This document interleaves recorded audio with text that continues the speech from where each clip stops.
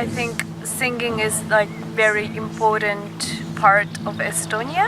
Meeldib käia laulupeol. Kui on tunne, et tuleb laulda, siis tuleb laulda.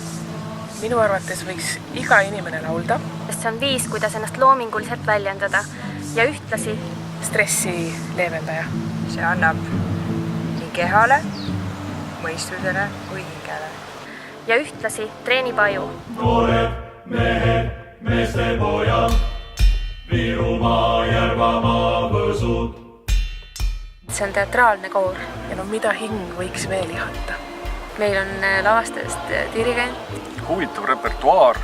Lisaks laulmisele ka liikuda. Me läheme raamist välja. See on väga äge ja see on teistmoodi. Ja ma arvan, see köidab publiku.